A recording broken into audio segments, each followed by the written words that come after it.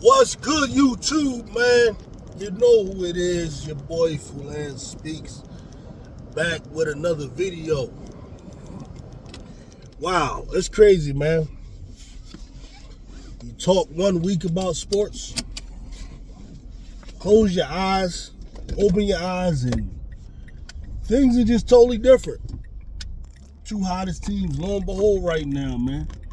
In the whole WNBA are the Atlanta Dream and the Las Vegas Aces. Wow. Atlanta Dream now 8-2 in their last 10. Las Vegas Aces 9-1 in their last 10. Who would have thought? Who would have thunk? Now we know part of it has to do with some of the injuries, probably to two major players. You know, one for the New York Liberty, that be Breanna Stewart, of course, MVP 2 years ago, as well as who was probably the leading vote getter for MVP this year, was kind of being brought up that way. Nafisa Collier. I mean, you got 2K over here rating her higher than Adrian Wilson for whatever the hell reason, right? And you kind of got her being she was the captain for the team opposite Caitlin Clark, which I talked about a while ago. That whole situation is just, but whatever the case, that's what you got, man, going on over there. I'm not really surprised by the Aces. Well, listen, I'm gonna keep it. Let me put it out. What I mean by that, the Aces were my favorite. If you go back to my predictions for who's going to win it all, my Aces were my favorite beginning of the season before there was ever a game played, right? I just felt like the Aces would come back. I was one of the few people who felt like picking up Jewell Loyd was a good thing. I don't know. I see Jewell Loyd a little different from the way some people saw her. I've been hearing Jewell Loyd can't play defense. I've been hearing like Jewell Loyd just won't fit with Jackie and all of them. And I don't know. I always saw it different. Jewell Loyd actually had one of the best ratings for guard, for defensive ratings for guard last season. I mean, for people who care about that kind of thing. So, and then watching her, I never thought she was awful, but you know, I don't know. But I will admit, she did have a disappointing year, especially the beginning of it, and the turning point was start going to the bench. Why that is, like, I'm not the biggest genius in the world. I don't know, but whatever the case may be, it's working. They need to keep it up. Okay. So that I'm saying all that to say I'm not surprised by the Aces. A lot of times, man, when you have those veteran teams that have that championship pedigree with them, I'm not saying they don't take the regular season seriously, they do, but it's like the regular season is used as a means to just get them ready, to get them in play, to get them in, playoff form. That's really where the Aces are. Because they're not playing for anything else. They're not playing for anything other than, championships. It's championship or bust for them pretty much all the time. As long as you have this iteration of that team with that core of Asia and Jackie and, Chelsea. The Atlanta Dream. I believe I picked them to make the playoffs. I believe so. But I didn't know they would, be as hot as they are right now and really be as consistent as they were. And they were consistently a good team pretty much all year. Shout out to them, man. And I look forward to seeing them in the playoffs. They're a very exciting team to watch. You got Alicia Gray, who I feel like is taking her game to another level this season. That I really didn't see. I always respected her as a player. But now she's like really, upper echelon guards. It's hard to say that there's a better two guard in the league right now than Chelsea Gray, the way she's playing. I mean, Alicia Gray, the way she's playing. You know what I mean? So, kudos to them. Real quick, I just kind of wanted to address this, right? Caitlin Clark fans, okay?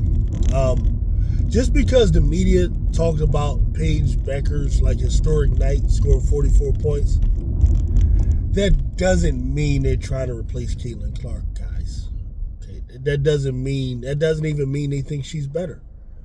Really doesn't mean any of that. y'all with them narratives, y'all getting a little weird. Okay, y'all getting a little weird with your narratives, man. I mean, y'all been weird with the narratives, but like that one right there, like I don't get it. I don't get it. I guess she's down, so y'all don't really know what to do, don't know what to talk about, so I guess that's what y'all doing. Whew, boy. I saw a channel where the brother was trying to say that the league, in conjunction with the Sparks, just let Paige Bueckers score those points and stuff like that. This is just what I saw earlier. This is the type of stuff that gets a lot of views.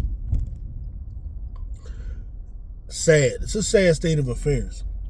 Let me just explain why that's very unlikely. You see, in basketball, right, there's like no way to guarantee that a player can score 40s and stuff like that. Except for like the All-Star game. You ever watch like the All-Star game where like players are just allowed to score? They just let them score, let them do layups, let them get rebounds, let them do whatever they want. What I'm saying is, if players were as smart as some of you conspiracy theorists act like they're so skilled that they're able to fake let you score and fake let you do things, why wouldn't they do that for the All-Star game? Why do they make it just easy to watch an All-Star game? Why do they make it obvious that they're just letting people score in the All-Star game?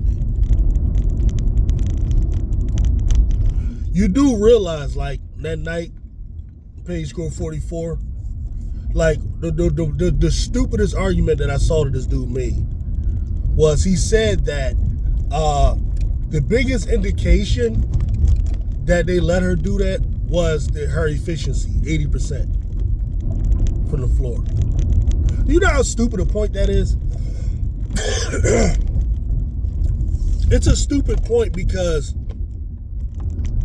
let's say you're going to go out there and shoot with no defense at all. You know how hard it is to make 8 out of 10 shots just with no defense, just on the shoot around. We're just going to go out there and just shoot 80%. Much less 17 of 21 shots. You probably don't because you probably never did it.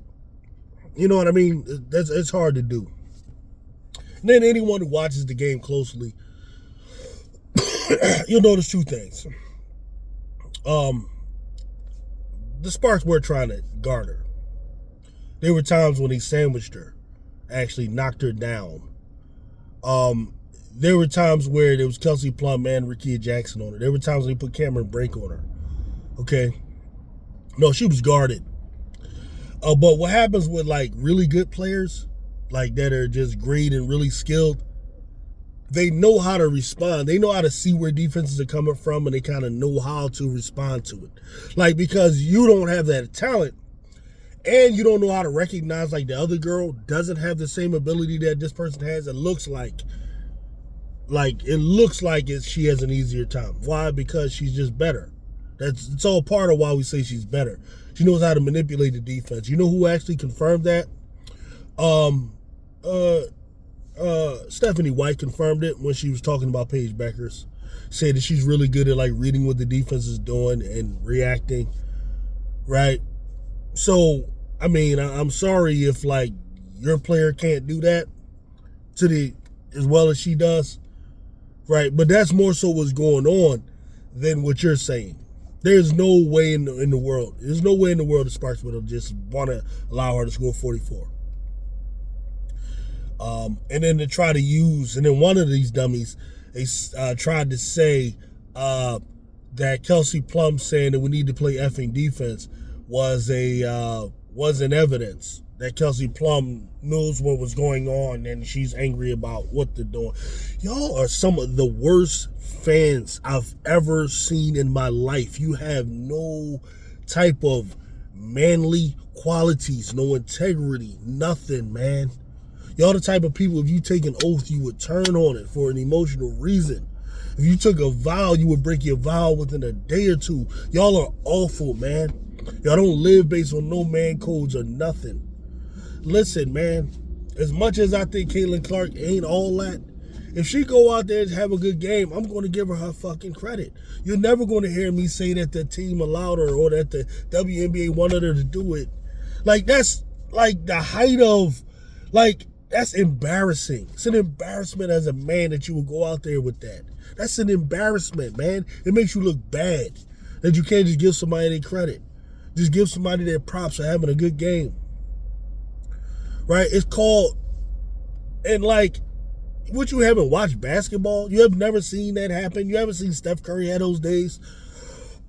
Like, as a Sixers fan, I've watched Iverson have those days plenty of times. Plenty of times. And then if you take a serious look at the nature of the shots Paige Bueckers is making, these were turnaround, fall away jumpers. Like, what are you talking about, dumb ass? So stupid. So stupid, man. Like, it's like so stupid. What does it benefit them to just let her score like that? And then what makes you think that they believe that that's what somehow leads to them? Like, for example, if they wanted to replace Caitlin Clark with some person or something like that, why would they use a person whose team ain't going to go to the playoffs when the playoffs are coming right up? Why wouldn't they push somebody who is going to enter in the playoffs? Why wouldn't you just do it for Plum? Plum is about to go in the playoffs. Why would you do Paige Bueckers? Nothing you says makes any sense from any angle. It's all dumb. Y'all are dumb. It's crazy. Y'all are so dumb. Anyway, back to your regularly scheduled programming. Right now, man, when you talk about like the MVP race, it's getting interesting now. I think prior to now, especially during that last matchup between the Lynx and the Aces, I think it was clear that Nafisa Collier was like going to be MVP. It was hers to lose. Hers or Alyssa Thomas, right? It was real close between them, but A'ja Wilson kind of, I think, fell to like third or fourth for me at that time because that was atrocious, that game. But since then, it's unfortunate for Nafisa Collier. She had gotten hurt, so she can't really, do much to answer anything. But A'ja has been on a tear, unlike anything the WNBA has seen.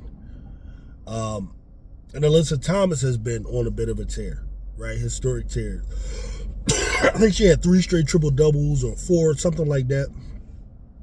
But then just the other night, Aces versus Phoenix. They had a matchup, and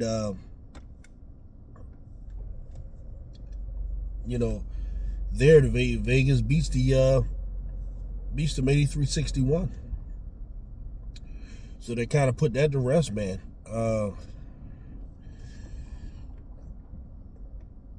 Alyssa Thomas had put up good numbers: 17 points, 11 rebounds, 6 assists. Good rebound, good numbers. Could have probably done another triple double.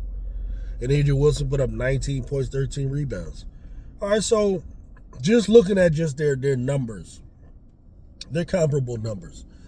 But the reality is, the Aces won the game easily, 83-61. So for me, that puts A'ja Wilson right now, today, in the lead for MVP. I don't know what would happen if Nafisa Collier comes back, but for me, like, just going based off of the way MVPs have gone in the past, I've seen, it's a different sport, but in football, I've seen 2 Eagles quarterbacks lose the MVP race purely because they just missed games, and so did Joel Embiid. The first season where Joel Embiid and Nikola Jokic were like neck and neck for MVP, most people were under the impression it was that one year I can't remember the exact year. It may have been 2017, one of those years. Joel Embiid was really the leading vote getter for MVP, and they gave it to Nikola Jokic that year because Joel Embiid missed too many games. Jalen Hurts in 2022 had missed. He was the leading vote getter for MVP. He was the favorite, pretty much. Going into around week 13, he gets hurt against the Bears. Excuse me, man. This cough is crazy. He misses 2 games, and they give it to Patrick Mahomes.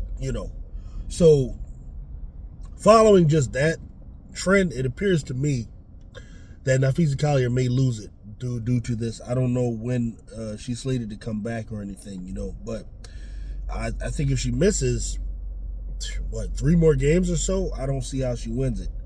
I think it will go to either Asia Wilson or Alyssa Thomas. And then right now, judging by the Aces, this run that they're on, 9-1 right now, I can see Asia Wilson winning her, what would be her 3rd MVP? Wow, that's insane. That's insane. But hey, she would have earned it, man. This tear that she's been on is unbelievable. Unbelievable. So wow. Shout out to the Aces, man. Shout out to the Aces. They're really showing some championship pedigree there. Shout out to Dana Evans, who scored 17 points last night. Had a much better game than Drew Lloyd. I know it was some in garbage time, though. I do realize that. Some of it was garbage time. Some of it was in garbage time. But Dana Evans has been balling, man, this year. Let me see here. 6 points off the bench. Yeah, it's fine. So, yeah, that's pretty much it. And y'all, man, the last thing I say, Chicago Sky fans, come on, we gotta stop with the trying to divide Camilla and Angel, man. They're the two building blocks. Okay? They're the 2 building blocks. Put the pressure on Jeff P to build some real talent around them, man. And let go of these players that aren't any good. It looks like they'll have a lot of cap space, so that's good. Hopefully, man, can find a way to get some players there. You throw money out there, I'm sure you'll be able to get somebody. I would love a Brittany Sykes. I would love a